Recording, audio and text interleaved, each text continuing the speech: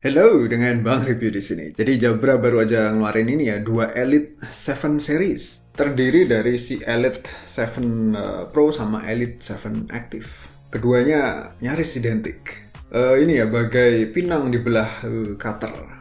Kemudian dari segi harga juga ternyata beda tipis ya. Keduanya selisih 200.000, tapi pada saat video ini dibuat keduanya lagi diskon ya. Intinya untuk yang versi aktif lebih murah, kalau yang versi Pro lebih mahal.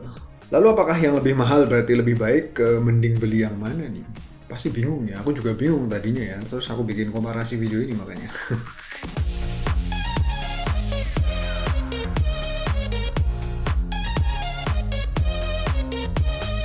Dari segi desain ya, seperti yang aku bilang tadi, keduanya mirip tapi ada sedikit perbedaan di mana pada body earphone-nya si Elite 7 Active di bagian sini dilapis rubber ya, sedangkan pada Elite 7 Pro plastik. Ya, material rubber tentu lebih apa ya istilahnya ya, rugged ya, lebih tahan banting lah, lebih durable ya, amit-amit jatuh seharusnya tidak apa-apa. Aku nggak sempat banting-banting sih. Selain itu permukaannya juga ini ya, lebih keset ya, lebih ngegrip ketika kena keringat. Jadi ya si aktif itu emang ditujuin buat kegiatan yang aktif, macam olahraga ya. Brandingnya juga ke situ ya, aktif buat olahraga. Tapi uniknya adalah keduanya ini ternyata dibekalin sertifikasi IP57 waterproof ya. Jadi keduanya kalau kena keringat seharusnya tidak masalah. Dan keduanya juga sama-sama ngasih garansi 2 tahun ya.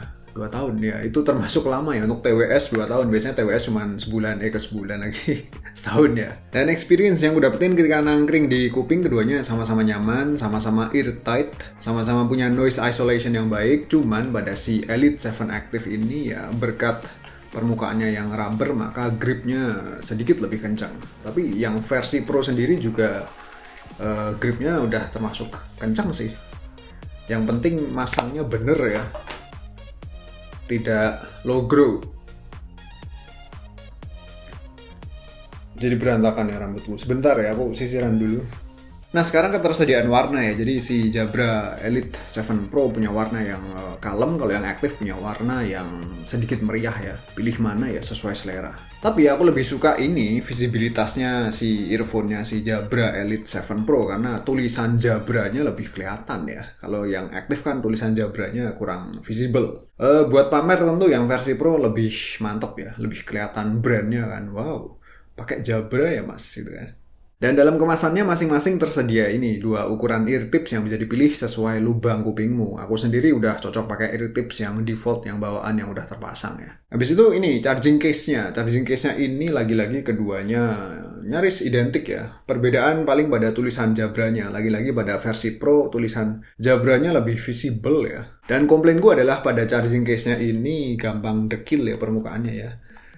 Terus kalau dibuka case-nya ini pada bagian atasnya plastiknya menurutku rada tipis ya. Dan satu lagi yang annoying adalah pada bagian dalam sini ya, sisinya sini permukaannya soft rubber gitu, dan ya kekurangannya jadi gampang banget kotor ya. Ya tahu sendiri ya, habis dipakai lama-lama kena keringet terus ditaruh sini earphone-nya maka akan meninggalkan noda ya, entah noda keringat atau noda curah kuping, dan nodanya sangat kelihatan. Walaupun begitu aku happy sama battery life yang ditawarin ya. Keduanya klaimnya menawarkan battery life 8 jam untuk earphone-nya, dipaduin sama charging case-nya total menawarkan battery life up to 30 jam. Habis itu untuk kontrol playback ya. Zaman now TWS tuh umumnya nawarin kontrol berupa ini ya, sentuh-sentuh ya, tahu ya maksudku ya.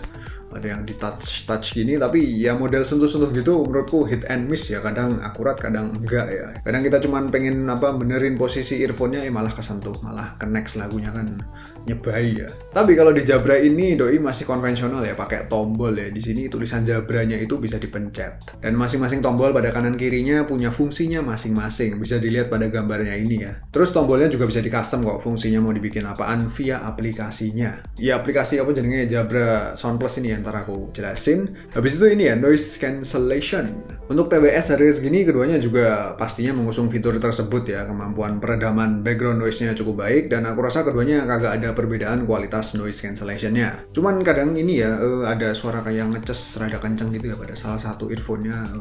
Ya di awal-awal doang sih, habis itu kadang suara hilang, kadang tidak muncul sama sekali. Dan tak lupa juga ada fitur hear through ya, kalau ya pengen dengerin suara di luar background noise-nya kelihatan lebih visible ya tinggal dipencet aja hear through-nya maka akan aktif. Dan ngomong soal app-nya tadi, app-nya namanya apa sih? Jabra apa lali aku. Jabra Sound Plus ya. Jadi app-nya ini bisa diinstal guna ngontrol intensitas noise cancellingnya buat custom fungsi tombol sama buat ngakses beragam fungsi-fungsi lainnya yang banyak ya. Ini jadi app-nya intinya wajib dipakai, toh proses update firmware-nya juga dilakukan via app-nya. Dan sedikit sharing adalah pada iOS app-nya ini aku kurang demen ya, karena aku nyobain beberapa kali crash, habis itu pas update firmware kayak stuck gitu ya, nggak mau lanjut. Dan setelah pindah ke app-nya di Android, prosesnya jadi lebih lancar ya. Kayaknya ngebug ya app-nya di sini ya, kudu di fix.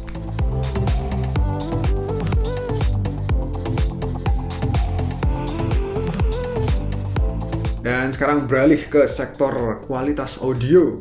Lagi-lagi kualitasnya identik ternyata ya. Setelah aku compare paling yang beda adalah tingkat volumenya aja ya.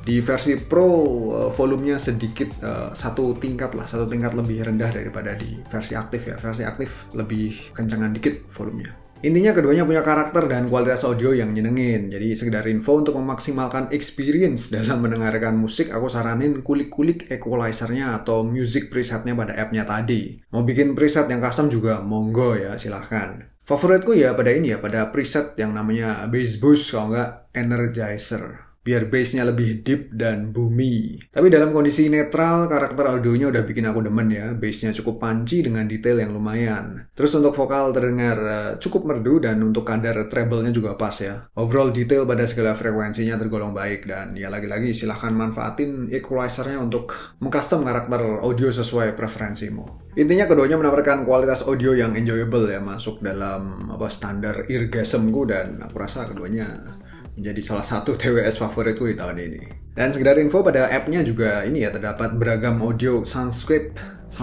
ya yang bisa dimainin. Jadi suara-suara macam-macam kayak white noise, pink noise, suara-suara alam, suara burung, waterfall, macam-macam ya, kepake buat ini relaksasi atau buat ningkatin fokus misalnya. Habis itu mic ya. Nah, klaimnya untuk si Jabra Elite 7 Pro punya mic yang lebih superior daripada si Jabra Elite 7 Active. Katanya sih di tempat berangin suara kita bakal tetap jernih ya, tapi aku belum sempat nyoba pada kondisi tersebut ya, karena akhir-akhir ini tidak berangin. Hujan malah ya. Gimana kalau aku coba aja di background noise ada suara vacuum cleaner yang lagi dihidupin di ruangan sebelah. Begini komparasi mic-nya. Tes mic-nya si Jabra Elite 7 Active. Tes 1 2 3 3 2 1 tes. Tes mic-nya si Jabra Elite 7 Pro. Tes 1 2 3 3 2 1 tes.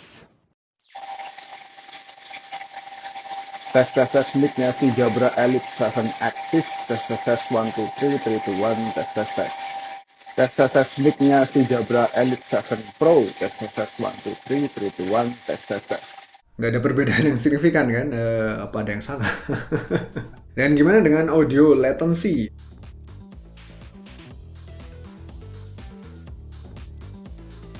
Dan untuk fitur-fitur lainnya aku sebutin aja ya. Jadi fiturnya ini banyak ya soalnya ya. Ada in-ear detection. Jadi misal earphone-nya dicopot maka audionya akan auto pause dan segala macam. Ada mono audio, jadi kita bisa dengerin audio cuma dari satu earphone-nya doang. Ada Find My Jabra ya buat nemuin lokasi di mana sang earphone-nya terakhir berada. Ya intinya ketersediaan fiturnya termasuk dermawan sebanding sama harganya lah.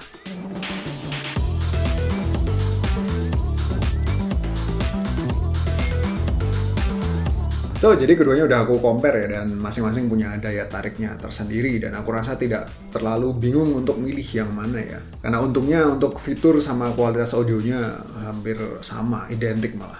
Kalau aku pribadi mending pilih si Elite 7 Active aja ya. Pertama karena harganya lebih murah, dan kedua adalah gripnya sedikit lebih baik, lebih kencang di kuping. Dan terlepas mau pilih yang mana, menurutku kedua TWS ini sangat recommended ya. Fiturnya komplit di kelasnya, kapabilitasnya mumpuni, dan kabar baiknya kalau aku lihat di situsnya ya, jadi awal tahun depan bakal dapat ini firmware update yang menghadirkan fitur Bluetooth multipoint. Jadi intinya kita bisa connect ke dua device sekaligus ya. Berfaedah buat ini menambah produktivitas ya. Jadi segitu aja comparisonnya, semoga kalian terbantu. Kalau terbantu ya silahkan sub saja ya, nggak usah ragu-ragu, tinggal sub saja, sangat gratis. Like-nya juga jangan pelit-pelit ya, dipencet aja. Follow juga IG sama Twitter @bangreview, dan sampai jumpa lagi pada video selanjutnya. See you.